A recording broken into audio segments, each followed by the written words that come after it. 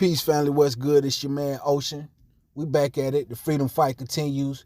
Thank you very much. Thank you very much for tuning in to the omnnetwork, seeing what we got on tap today, the latest episode.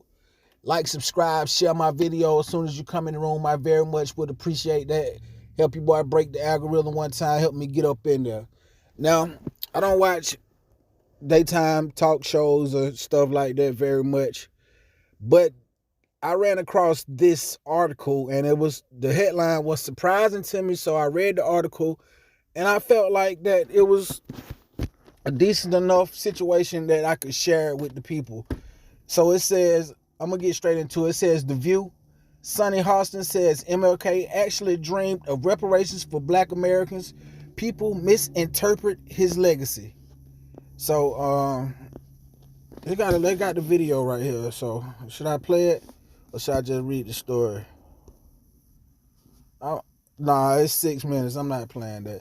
But it says, while reflecting on Martin Luther King Jr.'s I Have a Dream speech, The View co-host Sunny Hostin highlighted King's push for reparations for Black Americans.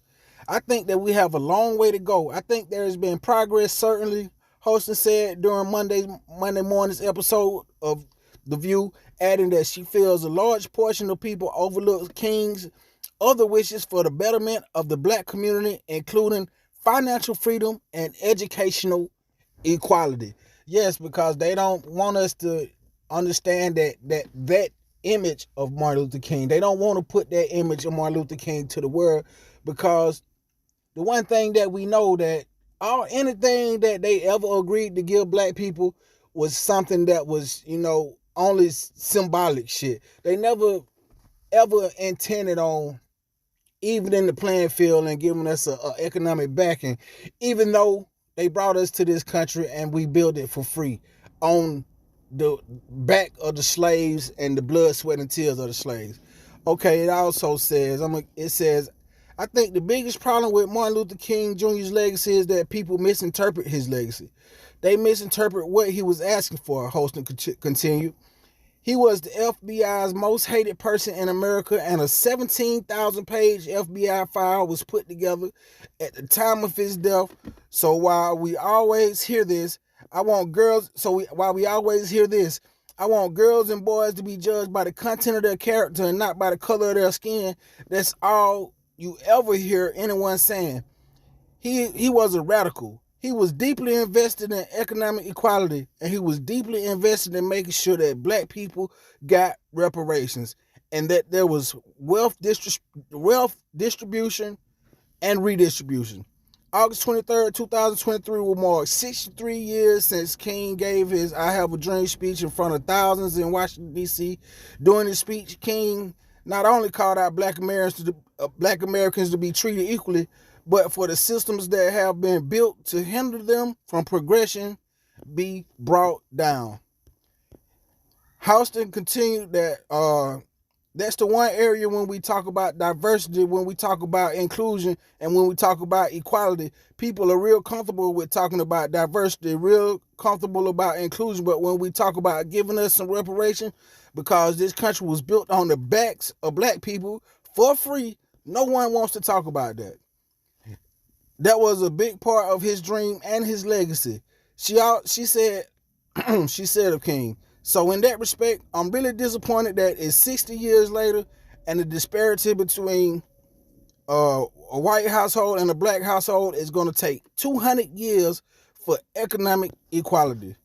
And that's the end of that article. And you can go and hear her say it yourself, but I'm not going to play it for risk of copyright strikes and for the simple fact that I just read it. But I don't know this lady, and I don't know if she always take such a hard stance when it comes to Black people. I don't know if she's, a B1. Do she consider herself B1 or FBA or anything like that? But I can appreciate that she did take this stance today on Martin Luther King and put it out there for the world. More and more every day, the topic of reparations is becoming less and less taboo and more mainstream. And I uploaded it to one of my social media. I seen today where